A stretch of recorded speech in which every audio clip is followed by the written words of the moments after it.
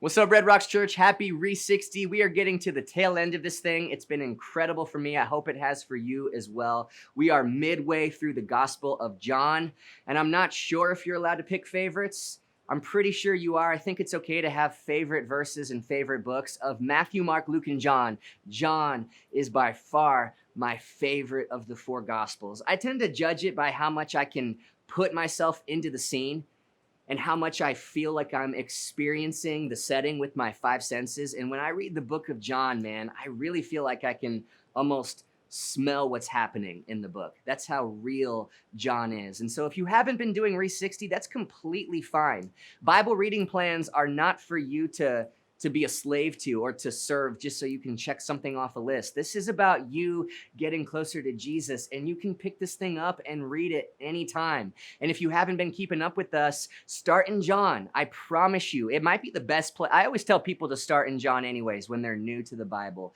You will absolutely love it, and it's never too late. And just because RE60 is almost over, by the way, our hope is that you can keep going. My wife told me this morning, she said, babe, I'm going to keep going with the New Testament and just read it all the way through because I don't want this to stop. Just because RE60 is almost over doesn't mean your journey through the Bible and opening this book for yourself to experience God has to stop.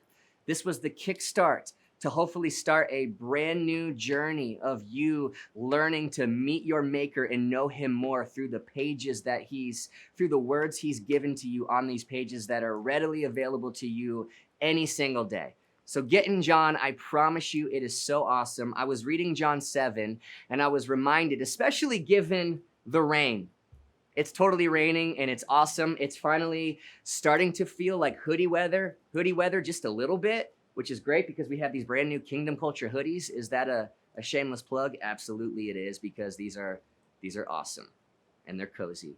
Get yourself a Kingdom Culture hoodie because now it is raining outside. And I know it's a big deal because they've been saying that this has been one of the driest summers that Austin's had in a while. And Ethan and I were just talking. We're totally those dads now who will say, hey, this is really good for the crops. This is going to be really good for the lawn. We really need the moisture. I never thought I'd be the dad and the adult who said stuff like that, but I am that now. I am grateful that it's raining. Back in the Bible days, rain was a really big deal. They were agricultural communities. So every fall, every September, they would sow and they would plant seeds. And then every spring would be harvest. It was their livelihood. Everything depended on whether or not crops were going to grow. And whether or not crops grew was completely dependent on whether or not it would rain. And so the Jewish people back in the day, they had 7 parties or festivals or feasts throughout the year. The 7th one, the final one, and 7 is the number of completion in the Bible. I'm sure there's some significance to that. We don't got time right now, but just know it's a significant festival. It's called the Festival of the Tabernacles, the Feast of Tabernacles, and you'll see Jesus attending it in John chapter 7. And it was every September, which is really cool. We're now in September. And all the Jewish people would make a Mecca pilgrimage trip to all get together and all celebrate for a week straight and worship and pray for rain. It's winter now. And so they would get together and pray and plead with God, God, let it rain because our harvest in the spring is completely dependent on rain. They were divinely dependent in so many ways that we're just not now.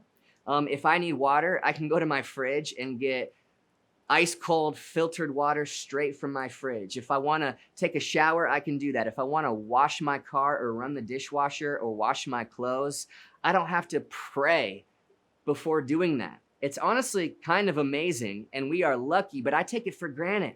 There's so much about life that we're just not divinely dependent on God in the same way that the Jewish people were back in Jesus' day. Well, 2020 happens, and honestly, a lot of us find ourselves a lot more dependent on God and a lot more desperate for God than we've ever been in our entire lives. And I want you to know that is not entirely a bad thing.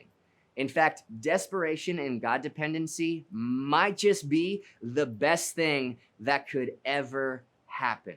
that could ever happen. And so Jesus, in John chapter 7, verse 37, it says this: on the last and greatest day of the festival, so the final day, Jesus stood and said in a loud voice. And so by this time, everybody knows who this Jesus guy is, okay? They've all seen this supposed Messiah, this prophet, this guy walking around healing people, speaking truth, and saying some crazy stuff. And so when Jesus steps up on a chair at this festival, this Feast of the Tabernacles, and starts proclaiming something in a loud voice, everybody stops what they're doing, and everybody's eyes are on Jesus they're thinking, what is this guy going to say now?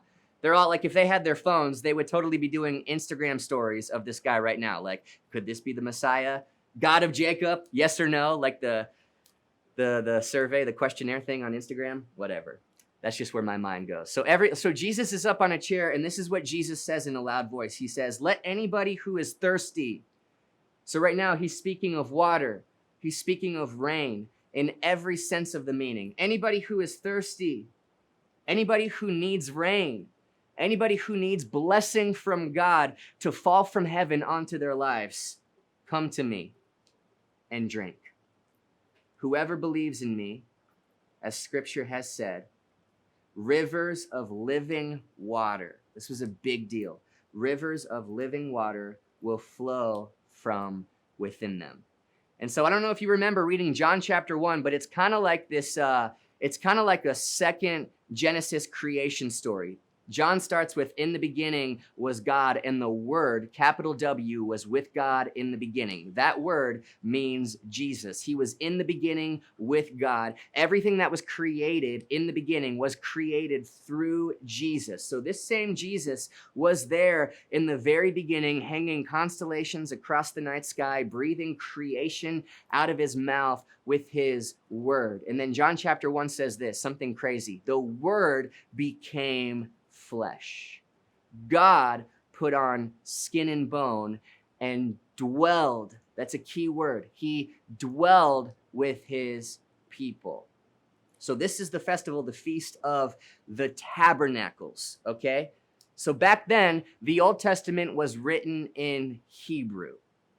And a few hundred years before Jesus was born, before John, who wrote this, was born, a bunch of smart people got together and they took the Old Testament scriptures written in Hebrew and they translated those scriptures into Greek, because Greek was the predominant language of the time, much like English is the predominant language of today. And those writers took the Hebrew word for tabernacle and translated it into the Greek word for dwells, And so in the Old Testament, I mean, you know this, God would dwell with his people inside the tabernacle. Before Jesus, the presence of God lived in buildings. That's how God was with his people. That was back before the church was a people. Now the church is a people. Now God dwells within us. Back then, God was in buildings. He was in the tabernacle. And so this is John artistically saying Jesus, God himself, came to essentially tabernacle among his people in bodily form. God came to dwell among us and take care of the sin problem on our behalf, so that now God, rather than in buildings, can dwell, can tabernacle in me and in you. Jesus is saying living water is now here to dwell within you. And so he's talking to these people at a festival who are praying and pleading with God, please let it rain. Please let it rain. The seeds have been sown. Everything has been buried and planted in the ground. And God, we need something divine to happen. We need your blessing to fall so something can grow. I don't know about you. I've been feeling that for a while, ever since March 12th, when everything got crazy with the world. I'm like, God, we need your blessing to reign, because honestly, it feels like a lot of dreams have just died. Maybe for some of you, it feels like part of you has just died this year, or maybe you've had relationships or a career or that dream or whatever, and it feels like it's just died this year. I'm here to tell you, maybe it got planted. There's an old saying, every seed has to die before it grows. I mean, you know this. Every resurrection, in order for that resurrection to happen, first there has to be a crucifixion. We see this with agriculture. We see this with creation. Every seed, every little seed has to be crucified, if you will, if something amazing is going to come from that. I've seen this firsthand for dreams in my life. I mean, I'm talking to Ethan and Ryan and Sam about our dream. I mean, if you asked us 5 years ago, even 3 years ago about our dream to plant a church, it was, we're going to move to San Diego. We're not going to plant a Red Rocks church. We're going to do this, and we're going to have that detail, and it's going to be my way, your way. It's going to be like this, this, and this. And every one of those details has now been changed. We are now in Austin, Texas, planting a Red Rocks church. And honestly, that's kind of why I trust it. Because it's no longer my dream. It's like God came in and said, we're gonna plant that dream, and it's gonna feel like it dies. It's gonna feel like a lot of those details kind of go into the ground. And when something grows, it's not gonna look quite like you expect, but I promise you, whatever it is, it's gonna be more and it's gonna be better. And in the meantime, here's what happens. It rains. Rain is supernatural. There is nothing human beings can do to make it rain more. All we can do is pray and see what God's gonna do. And this has just been a very humbling and hopeful reminder to me that if you have any dreams or any relationships or any of this or that you feel like has died in 2020, just because it's buried doesn't mean it's staying there. It might be that it's been planted. Every seed has to die before it grows. Sometimes we have to hop on the operating table in order for God to change our true colors. I've heard it said whatever space between me and the man I want to be, me, the man I am today, and the husband I want to be then, the pastor I want to be then, the dad I want to be then, the leader I want to be then. The only thing standing in between me and that man is the amount of pain I'm willing to endure, the amount of getting planted and feeling like I've been crucified to my own flesh I'm willing to take. Well, in 2020, we've all kind of been forced to that. And that's why you feel desperate. That's why you feel completely God dependent. And I'm telling you, let yourself just be that. Let yourself be desperate. Let yourself just be planted. Remind yourself, I'm not buried. This is not the end of my story. Because it's raining. Because something supernatural takes place when we let God take over and we die to ourselves and we give him our dreams and we give him our relationships. Watch what he's about to resurrect. I'm not going to promise you on the timing of that. I know way better than to. I'm not going to promise you on what's going to grow and what God's going to do. I know way better than to promise things like that. All I can promise is that something is about to grow in your life. Let it be crucified. Let yourself be desperate. Let your life be planted.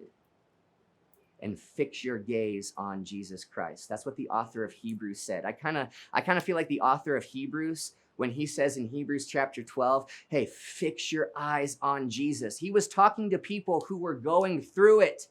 He was talking to people who were in pain, who were being persecuted, who were suffering. And he was saying suffering and pain and hardship are going to try to distance you from Jesus. And it's on you to make sure that doesn't happen. It's on you to make sure you fix your eyes on the divine. It's on you to make sure you stay close. If I can give you one piece of advice right now, just stay close because it's raining on your life. Just stay close to him because blessing is falling and something supernatural happens and something will grow out of all the seeds in your life that you feel like died in this season.